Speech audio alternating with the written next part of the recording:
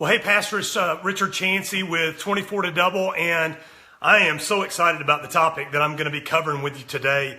This is called 9 Lessons Learned from Coaching 2,198 Churches on the subject of church growth. Now, I wrote this description earlier this morning, and we've had a heck of a day of bringing new churches on board, so we've added actually 5 to that today to our process called 24 to Double. Now, for those of you that don't know what 24 to Double is, it's simply this. It's a 2-year church growth program called 24 to Double, meaning we've designed it in a way for you to put systems and teams in place over the next 2 years, and it's designed to help you double your church. Now, a couple of things you need to know about this 24 to Double. We did a survey recently around some live stream training that we did, and we had about 600 churches take our survey, and I wanted to throw some stats at you just in case you're thinking, well, those churches are probably not like my church.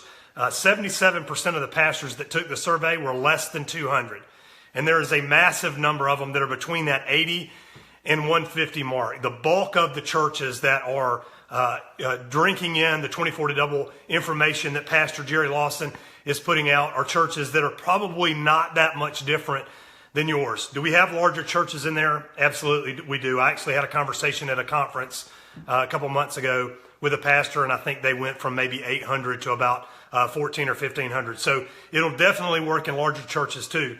We'll talk about that later or at another time.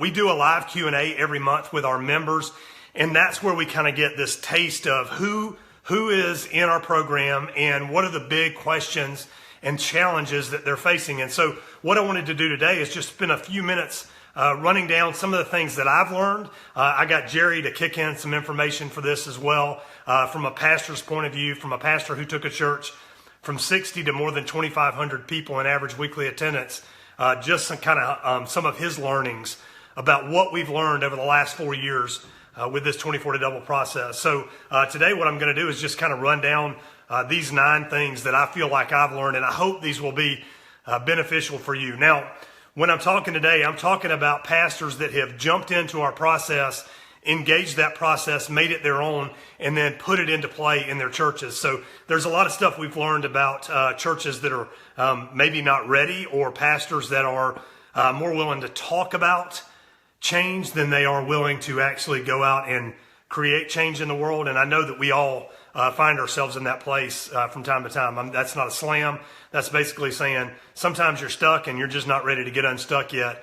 And so things that will get you unstuck are probably not going to be planted and grow very well. So with that being said, let's dive in. Here's the first thing that most pastors that we engage with that really make this process work are aware of the ministry gap that they're living in. And by that, I mean, they come to us aware of the gap between the ministry that they were called to and the one that they are experiencing. And I think that is an incredible revelation. Now, let me qualify this by saying there should always be a gap, right? There should always be a vision that's a little bit farther down the road from where you are right now. And there's definitely a very positive mentality to knowing a vision, understanding where God is taking you, and being on a path to getting there. The gap I'm talking about is the one where you really just don't know if you were called into ministry or if it was just the pizza you had last night.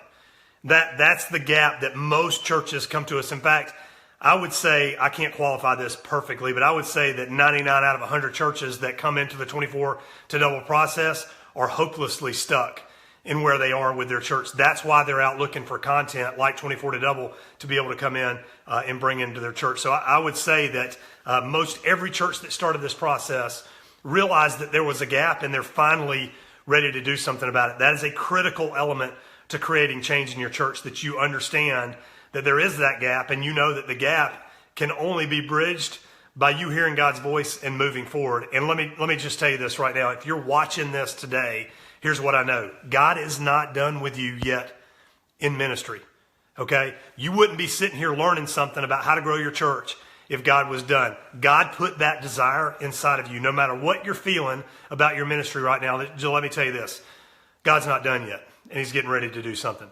The second thing, strong leaders leverage calls to action. This is one of the biggest challenges I see in church today, in the way that we're leading, in the way that we're teaching, in the way we're preaching, is we will teach an incredible message and we don't have a call to action. In fact, there's so many pastors that are taking the pulpit, the stage every week with no idea about what they're about to ask people to do. And when they are clear on it, it's still kind of vague in the minds of people. Let me tell you this. The confused mind says no, Pastor. And if you can't get people in your church to take action, it's probably because of this one issue. You have not clearly defined the action that you want them to take. In fact, there's probably only maybe 4 to 6 actions that we ever want them to take, right? We want them to put their faith in Jesus. We want them to read their Bible. We want them to give. We want them to serve. We want them to invite their friends. We want them to get into community. Now, I'm sure there's a couple others, but every week when you take the stage to talk, you should be driving forward towards one of those call to actions. Now, you may not want to do an altar call every week in a series where you're teaching on salvation, but you got to know that you're driving to that thing at the end of that series. And so your call to action for week 1 might be baiting people to show up for week 2. You're not going to want to miss this. That kind of thing. Calls to action are huge, and not just from stage either. When people show up to your information desk and say, hey, how do I get more involved here? You need to have a call to action. You need to have a plan that's mapped out that's going to help people walk that path. The cool thing about 24 to Double is that we teach you how to build the team of people that think about that so you don't have to. The third thing that successful pastors are doing is they realize that there is no shortage. There's not a shortage of money, Pastor. There's not a shortage of volunteers. There's not a shortage of people that are willing to go out and invite their friends. There is no shortage except for the one that you allow to be created, right? Everything you need to be able to go out and reach people that are far from God, but right outside the doors of your church, everything that you need is currently inside the walls of your church. God made it that way. He's waiting for you to partner with him to reach people that are far from God, okay? Number 4, they understand the why and they do it. This is a big thing, and you hear about why, the why in a lot of different places. For me, my why is God created me to ignite passion in God's people to reach the world for Christ by creating and leveraging disruption.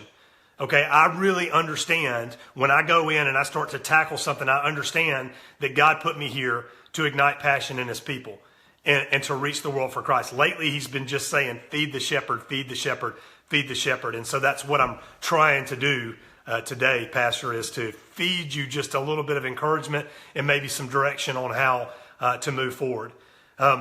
In addition to the why, this next one is kind of an off take of that. But when you really understand your why, you understand, this is the statement.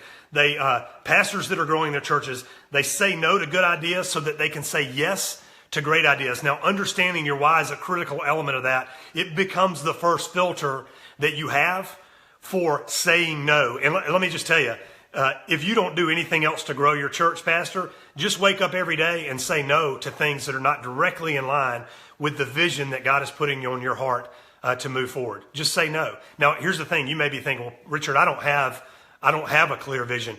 Let me tell you why that is for most of you. It's because you said yes to too many things. You're over here doing this thing. You're over here doing this thing. In church, we need to get laser focused on taking the message out into the nations, out into our cities. And everything that keeps us from doing that, we need to say, go with my blessings, and you do it. When somebody shows up and says, Pastor, we really ought to, you can say, hey, I agree, we ought to do that. And as part of this body of Christ, here's what I want to do for you. I'm going to pray for you right now, and then I'm going to send you out. Okay? The vision that God gave you, he gave it to you and not to this church, because the vision of this church is this, and just throw it out to them. Okay? It makes it super easy for you not to get bogged down in everybody's ideas about what you ought to do. That will eliminate a lot of confusion in your church, Pastor. They leverage influence wisely. Okay, influence is interesting. I worked for John Maxwell for years, and John's definition of influence or leadership is that leadership is influence, nothing more and nothing less. Every day, Pastor, you are either making deposits or withdrawals of influence from people in your church. Okay, and what we want to be able to do is be able to take that influence and leverage it towards that vision. Okay, we don't want to use it for everything under the sun. We don't want to be asking favors that are not directly in proportion to moving in that direction. Inside 24 to Double, how pastors are leveraging influence is they are building relationships with leaders, people that are strong leaders. They're understanding who they are. We've got a gifts and passions test that helps with that. But they are understanding who the leaders in their organization are. They're building relationships with those people, investing in those people. And then when it's time for those people to lead, they bring them in and they let them lead. And that's the way that you leverage influence with people. You can build influence from stage, Pastor. You can build it in the hallway. You can build it over a cup of coffee. But build influence and then leverage that influence, not for your own sake, Pastor, but for the sake of reaching people for God. And I don't say that for your own sake so that you'll think that Richard thinks that I leverage my influence for my own sake. Here's why I say that. You're not doing this for you. Don't ever forget that. When you're asking people to give, to serve, to invite their friends, that is not them doing you a favor, Pastor. That is you inviting people in to spiritual development. It is the path. When you give, you serve, you invite, and you live in community, that is the path to spiritual development. That's how we grow as believers. And you shouldn't be thinking you're doing somebody a favor by asking them to walk that journey, because that is where life is. Life to the full. Number 7, they don't reinvent wheels that don't need to be reinvented. Now, I understand that a lot of you have probably planted a church and God broke something inside of you that the rest of us feel like it's fixed because you tackle the world by saying, hey, I think there's a better way to do this. Hey, I'm praying for you. I agree with you. Go out there and get them. But everything doesn't have to be reinvented. How you greet your host teams don't have to be reinvented. Okay, they might need to be pepped up. They might be turned up a notch. How you do outreach, you need to build a team around that, Pastor. How you do that doesn't necessarily need to be reinvented. It has been reinvented in the last few years, how we reach out and how we connect with people. Heck, you're watching this video right now. Think about, 5-10 years ago, we couldn't communicate like this, but now we have this unique ability to do that. Well, you've got to be able to create a group of people that thinks about that stuff and goes in that direction, but you don't need to reinvent the whole thing. There's tons of great training out there. We think ours is one of them, but I also know that there's a lot of other great training that's going to get you 50, 60, 70, 80% of where you need to be without completely starting over and frustrating people on the front end, because John Maxwell also says that momentum is a leader's best friend. And when you can start at 70%, Pastor, momentum is just right around the corner. It is just about taking action quickly. And that's really what we help you do in 24 to Double. So let me talk about 24 to Double. What is it?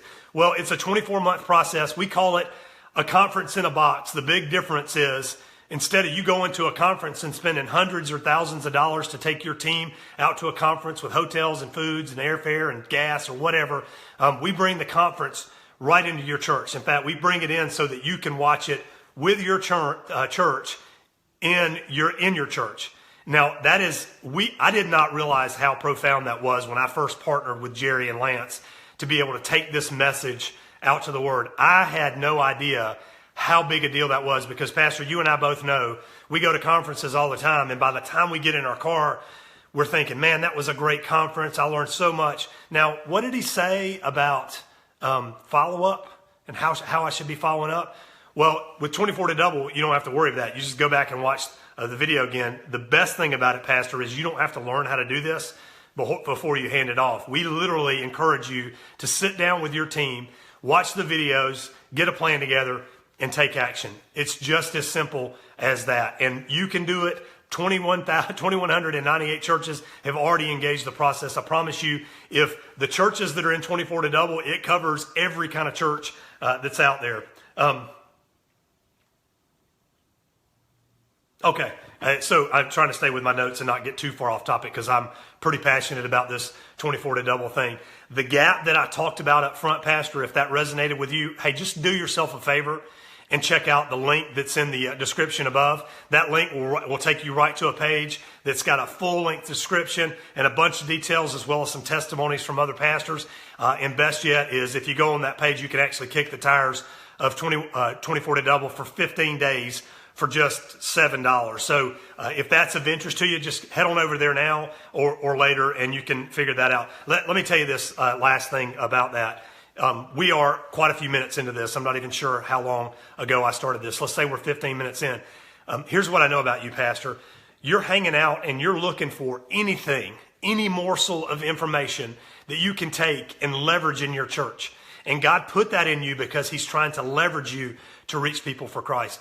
And I'll tell you this, Jerry and I and Lance and the whole 24 to Double team, you're exactly the kind of pastor that we want to partner with. So click that link, try it out for 15 days. And if after 15 days you don't like what you see, you can cancel. You can cancel within the first 60 days and we'll give you all your money back. And if you cancel within the first 15 days, if you want us to, I'll send you your $7. Okay, I believe in this product. I believe in pastors like you that are willing to do the work and invest in themselves so that they can go out and reach people that are far from Christ. Okay, let me finish this up with two more things, number 8 and number 9. Number 8 is the pastors that are successful, they put ministry in the hands of people that were created to do that ministry. Pastor, you doing everything yourself. You know what you're doing? You're stealing somebody's ministry from them. Ooh, that's strong language. I don't know if I meant for it to be that strong, but let me just tell you, Pastor, you doing everything means you're stealing somebody else's ability to do ministry. The things that you wake up every day and you think, can't believe I got to do this today. Somebody gets wired up about that. Somebody is fired up about doing those things, and all you got to do is set them free. You got to be able to put some systems in place to get more volunteers doing ministry in your church. Now, what a lot of people don't know is how a church really grows healthily. Healthily? How a healthy church grows. A healthy church grows from the inside out, Pastor. That means if you've got a system that gets people into volunteering, that's a healthy system. When people come in, if you put them in the right places on the bus and they're in passionate ministry, they're not in favor ministry, meaning pastor asked me to do this, so I'm going to do it. But when they are in passionate ministry, Pastor, they don't get burned out. Right? They get propelled forward. And you, Pastor, you and I both know when people get burned out in church, they don't go back to a pew. They go away because they don't want to see your face and feel like they're letting you down. So building those systems on the inside means that as new people come in, you got the systems together, you're ready to grow. It also means this, the Pareto principle, which means that 20% of the people in your church are doing 80% of the work. Well, if you start building system and all of a sudden, let's say your church is 200 people, that means 40 people in your church are doing most of the work. And most of you are going, yep, that's how it works in my church. If you can add another 20 to that, so you grow that number by 150%, what'll happen is your church is going to grow by 150%. Okay? Because systems you put in place, churches grow from the inside out. You're going to be fighting that homeostasis at 20%. Because if you added 20 more people, what's going to happen is your church is going to level out so that only 20% of people are doing 80% of the work, which means you're going to grow. Now, you're growing by a lot of people that are not getting engaged right away, which is why you got to build those systems to drive people into volunteer. That's one of the big things we want to teach you in 24 to Double, Pastor. And we don't want to teach it to you. We actually want to teach it to somebody that's wired for it in your church. The last thing, and this is huge, pastors that are successful, they reach out. And here's what that means. They're reaching out and finding good information. They're leveraging ideas, borrowing ideas, stealing ideas from other places that they can put into place in their church to reach lost people. They're also reaching out once they've learned something and adding value back to the tribe, pushing information out so that other people can learn. Pastor, the church down the street is not your competitor. They are your brothers in Christ, sisters in Christ, and we're going to be in heaven together. It makes a lot of sense to pull people in as you're building momentum. And you're not going to be able to teach them everything, but what you can do is teach them something. Bring them into an idea, encourage a pastor, lead him down the path to helping him understand, whether that's 24 to Double or some other church resource or preaching resource or giving resource, whatever that is. But invest in yourself, take content in, take information in, and then share that information with people that will benefit from it. That's other pastors, that's other ministry people, that's youth pastors that are working their way towards full-time senior pastor leadership. Invest in yourself and then invest in other people. Okay? I hope you will take me up on this offer to try 24 to Double again. There's a link in the description of this video. I think I put it in there twice. I never know how much information the description is going to take. But I would love to see you go ahead and kick the tires on that. Again, the way the guarantees work is $7, kick the tires for 2 weeks. You won't be charged anything for 2 weeks. We'll send you an email that basically says get out before that 2 weeks is up. You can try it risk-free for 60 days. And then we also have this 2-year guarantee that says if you engage with 24 to Double over the next 2 years, if you really put your best efforts into it and you don't feel like you got results out of it, then we will refund every single cent that you invested into 24 to Double. But here's the thing. Don't go into it with the attitude of, I'm going to do this and get my money back. I promise you, there is life in this. There is life in you engaging your church and engaging people in your church to do more ministry inside. Build those systems so that you can reach out. And when people come in, not only will they come in, they will come back, Pastor. Okay? Hope you enjoyed the video. I hope this was valuable to you. I look forward to seeing you inside of 24 to Double. Thanks.